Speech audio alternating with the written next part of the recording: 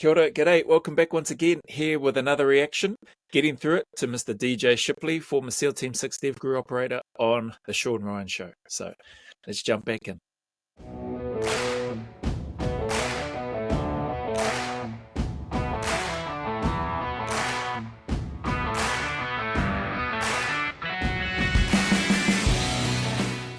And I'd get a whole weekend. We'll jump with all my friends, and the work trip would start. And then I'd stay late. So I turned a 2-week trip into a 3-week trip. So was it the fun you were after, or was it just getting the fuck out of... It was getting the fuck out of Virginia Beach. It was something completely different that I didn't have to answer to anybody for. It was my own. Completely separate group of friends who didn't know me. They didn't give a shit about my background. Maybe they knew. They didn't ask. They didn't care about the politics. They didn't care about what happened overseas. They liked me for me, and they liked skydiving. And I use that as an outlet. But I really used it to just separate myself from my family. And I threw up another wall. Like, I had my Virginia Beach life, and I have my jump life. And I'm just running straight this way. And she hated it. I mean, she begged me. She begged me. Stop going. Stop jumping. Stop doing this. Stop doing that. And I wouldn't. I couldn't. I was so addicted to it. And it wasn't even the jumping itself. It was just escaping reality. When I'm flying around, when I'm jumping these super small parachutes and doing whatever, I'm escaping reality. My reality is I am fucking miserable and I am waiting to die. And I'm just unhappy. I don't have any justification for it. I can't make rhyme or reason, but if I say anything, they're definitely going to kick me out of here. Man, it is powerful listening to DJ speak about this stuff, because this is part of the reason why the message is what it is at the end of my videos for anybody. You can be from any walk of life, from any background, served in any type of job, and I guarantee you there are people out there that are hurting, that are struggling, that are feeling a certain way, that are trying to escape their realities in whatever way, shape or form that looks like. And it's hard, it's challenging, it's difficult. And I don't have all the answers for it, other than to keep turning up and stay in the fight. Keep chipping away. DJ mentioned earlier that he obsessed over the details when he was thinking about taking his own life. That his obsession with the details is probably what saved him more often than not. Words to that effect anyway. Because he thought of the impact that that would have on everybody else around him if he was to do something like that. And it's awesome that that is what he thought about. And I think if we all, including me, but if we all thought about the consequences of our actions for doing something as drastic as that, we would hopefully put the brakes on. But also we're good at convincing ourselves that nobody cares, the world would be better off. We don't need to be here and be a burden. We're good at convincing ourselves and talking ourselves into things and out of things. But it's awesome to see DJ being vulnerable enough and brave enough to sit in that chair and talk through the things that he was going through and the things that he was trying to escape. So I'm going to suffer in silence, and I'm going to run this fucking thing until the wheels fall off. That's what I did. I ran it all the way. What was the wake-up call? Was it the accident? I went down to Florida, me and my shooting buddy, and a couple other guys. We were doing a civilian skydive trip. It's like a big camp. It's a certain type of free flying we were doing, and it was amazing, great time. But I was so broken from everything else, things you just don't realize. So we're on the first day of the jump trip, and we're flying in a formation. It's called upright. Basically, you're standing and you're flying across the sky on 2 feet and flying that way. And you have to lean back with your arm as far as you can. You have to press down into the relative wind to get the throw to launch you forward. So it's understanding all the details and everything else. It's trick flying, but it's fun. You build a lot of speed. And I was so broken up top. I got the video, I'll show it to you.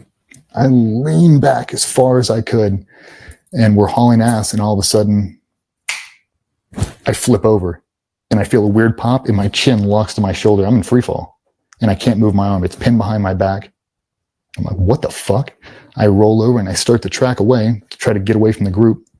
And we're probably at 7,000 feet and we're taking it low. And we exit at 14,000 feet. So we're, a little over halfway through the skydive, but that's the dangerous part. It's when we have to break away so we don't open on top of each other. And I turn, I track away and I go to pull and I can't pull. My hand's in a knot. It's locked up. I can't deploy.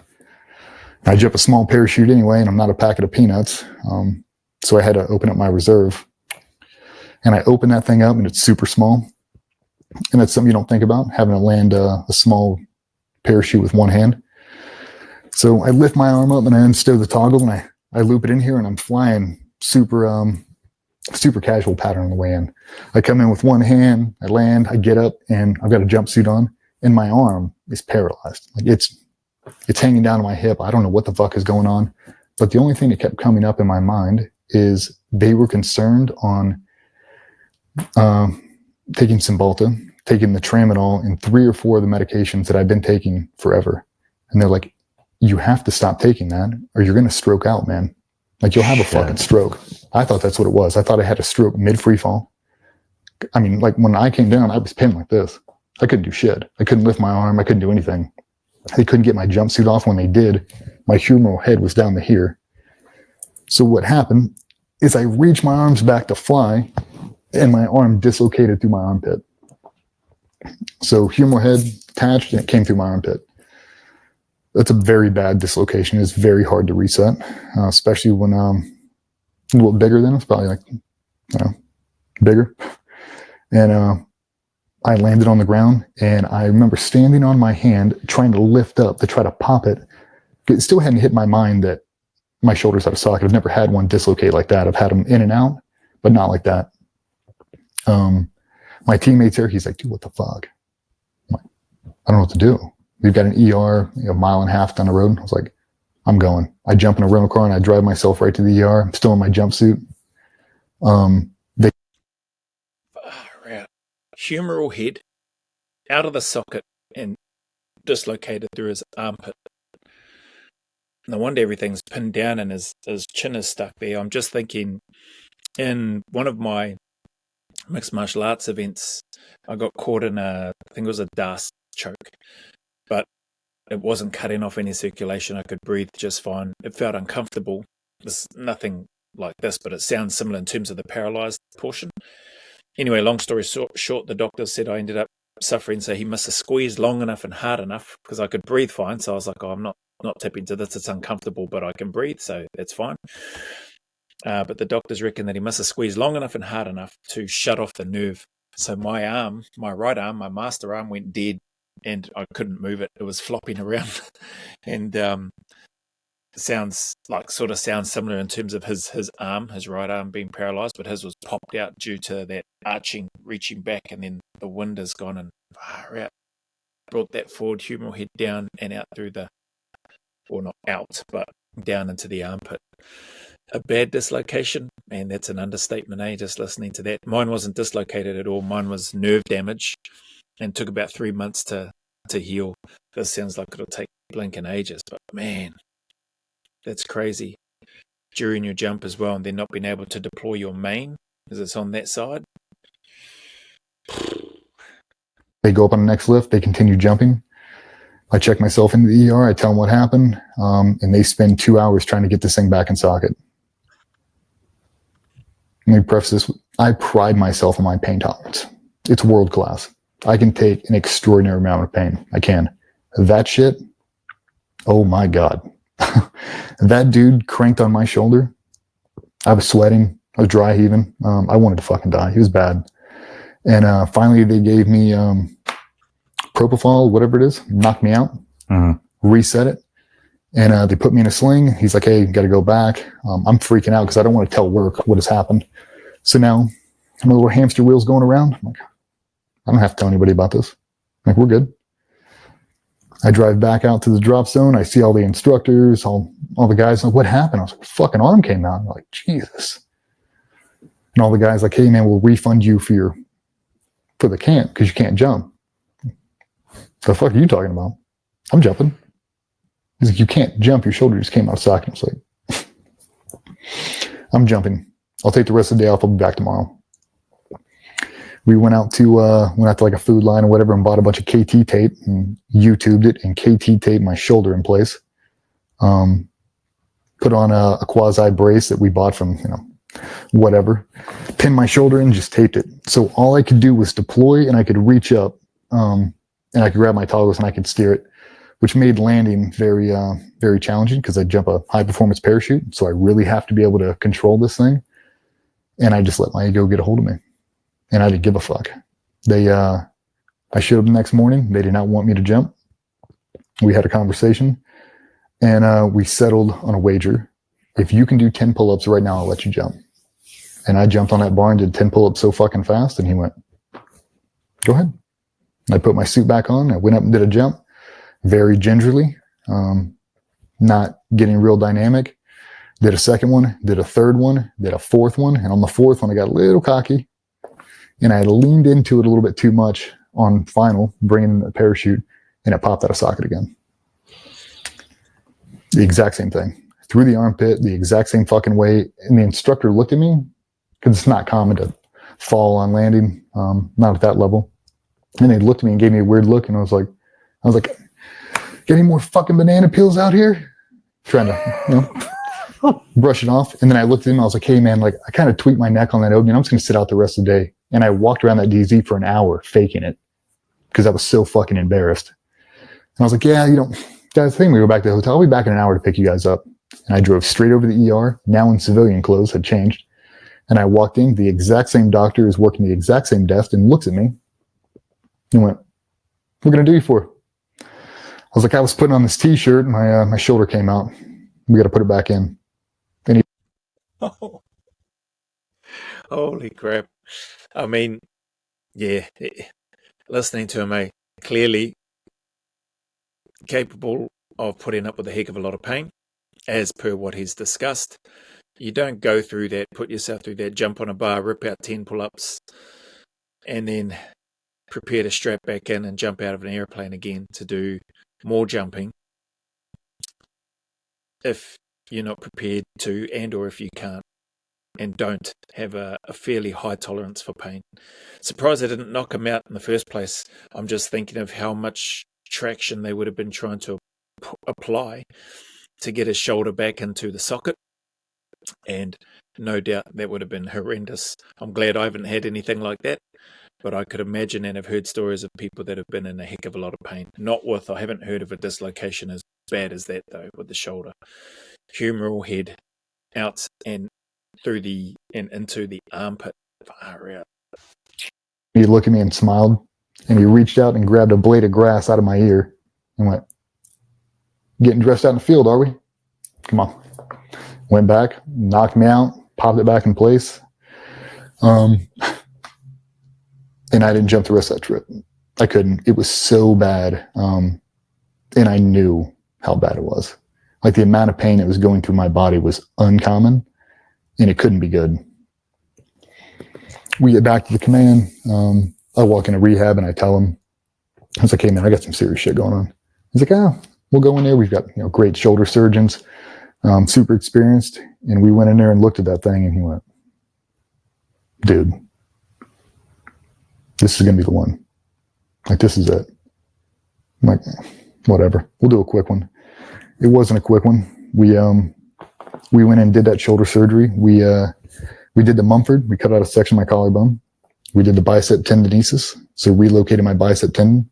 We put in 2 anchors in the front, 5 in the back. I got a nasty infection. We found out that I'm allergic to the waterproof bandages they put on me. So I got folliculitis, almost like cellulitis, just gnarly infections all over me, dude, like bad. And the rehab process after shoulder surgery is not fun. It's long. You can't rush it. It takes 6 months. And by the time I got done with that, the medical paperwork had already been pushed. He's like, you got to do the exact same thing to the left, and we've still got to do both your hips. Like, we got to fuse your neck. We got to fuse your lower back. Like, that's it, man. And I was in so much pain at that point when we got done with that shoulder surgery. Not throwing anybody under the bus, but I will. they forgot to do my nerve block when I got that shoulder surgery. So I went in, we do the whole thing, and I wake up in a recovery room, and that operation was supposed to be 2 hours, and I was in there almost 6. Long fucking surgery. A bunch of stuff in there, a bunch of bone fragments are floating around. Your shoulder dislocates and slams back in. It chips away the corners. I've got a couple 4 millimeter pieces of bone floating around in there they can't get to. 4 millimeters? Uh-huh. Yep. So my humeral head, it just broke off big chunks of it. Now it's just free floating in there, just grinding everything out. So I wake up in this shoulder surgery. You get your arm pinned, you're in the sling, and I wake up and I'm overcome by it.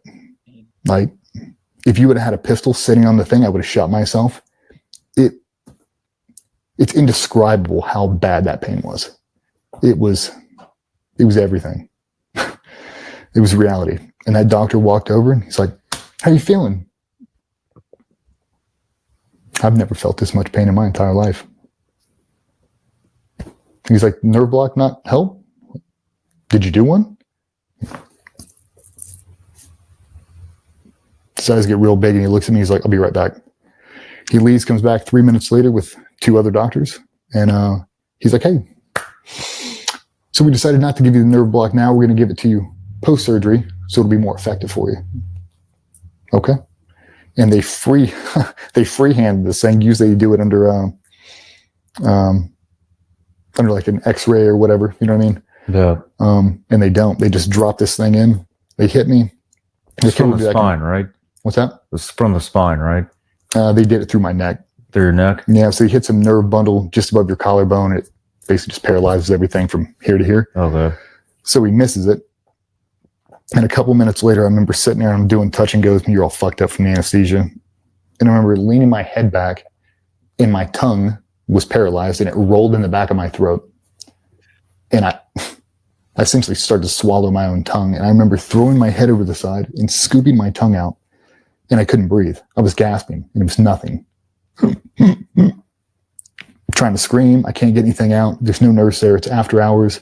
I had a later surgery. This is probably 8 o'clock at night. I mean, everybody's gone at this point. Men manning at the hospital. And I remember I grabbed the little monitor, the EKG thing, and I knocked it on the ground. I remember this lady came running out of the back and I'm holding my throat like this. And her eyes got as big as silver dollars. And I remember them shoving an O2 mask on me. And then I remember waking up later. So what had happened was they hit the wrong nerve bundle and it paralyzed my throat, my voice box, my tongue, and my right lung. Man, I was just drifting off the... Holy shit. I just would have... Frickin' heck. How... Man, go through all of that and you end up potentially dying in the hospital because they hit the wrong nerve bundle to block the pain that they knew he would have been feeling from the surgery on his shoulder. And instead they hit something else which paralyzes far out his throat, his tongue, his right lung. Holy crap. Passed out. Would have been over. So the whole rehab process comes after that. But after that, because the pain was so bad, we go to pain management. And now I get on more meds. And now I'm on all kinds of weird shit now. It's like they're just stacking it on top of me over and over and over.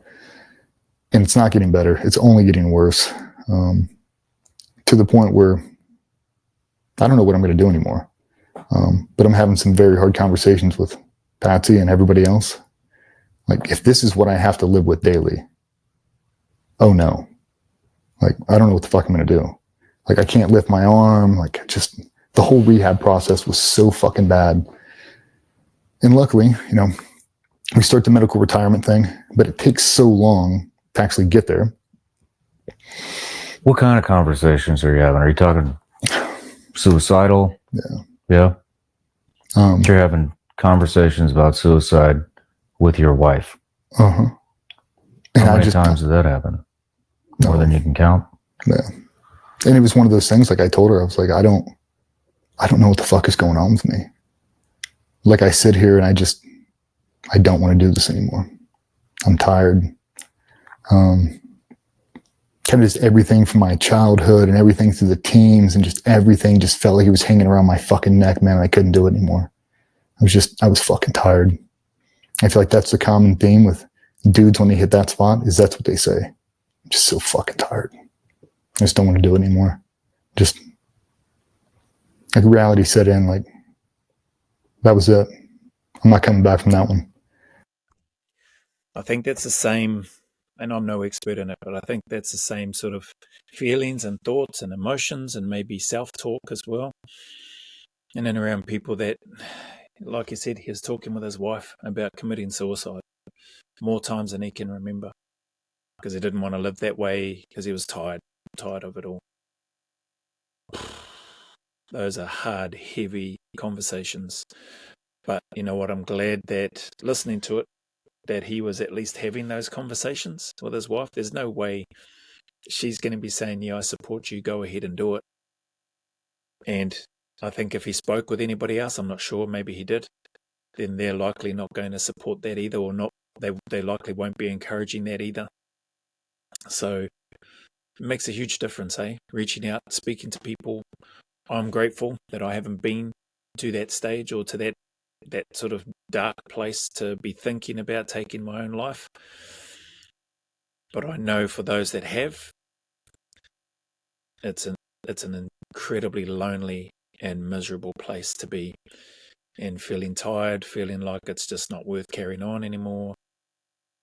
Extremely lonely and dark place to be for anybody. So hopefully those that may have, or those that might be feeling in that place, hopefully they've, stumbled across this, if they've happened to stumble across it, maybe specifically this portion that he's been speaking about, and that it helps them. Because it's really awesome to hear, see and feel through the power of technology, DJ's story, and in particular this part that he's been speaking about so openly about. And it's not easy. It's not something that I would want to talk about if it was me. Clearly he's had some growth and all that sort of stuff since then, and reconciled a lot of stuff, I would imagine, no doubt. And now this is a way that he can still try to give back. That's my interpretation of it anyway. It's a way that he can still give back to people and serve. And it's great that he's able and willing to do that. And we got through rehab. The med board had already started. We had hip surgery scheduled. We had my left shoulder scheduled. And it was going to be 3 years of surgery windows. I'm like, I can't fucking do this, man. That rehab was so bad. It took everything out of me. It was fucking miserable.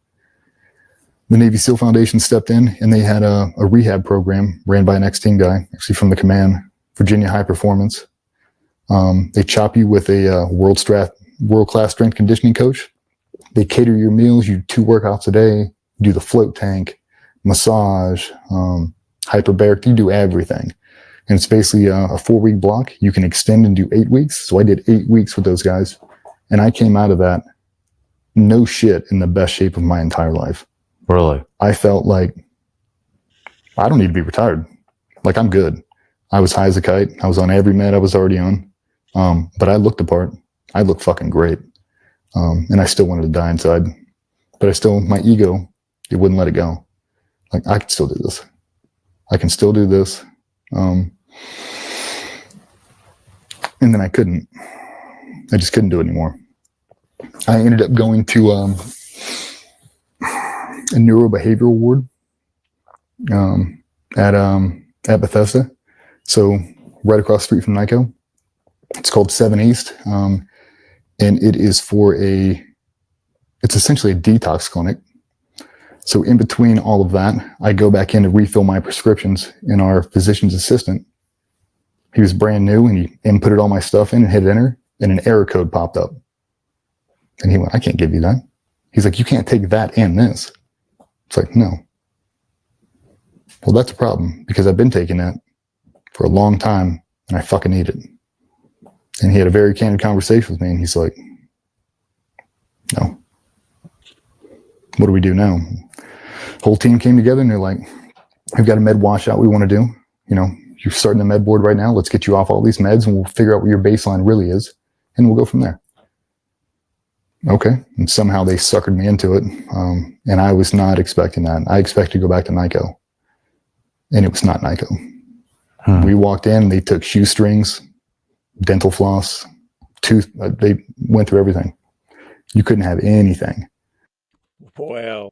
So like, it sounds like a rehab that he got put into to, get him off these meds to reset, find the baseline.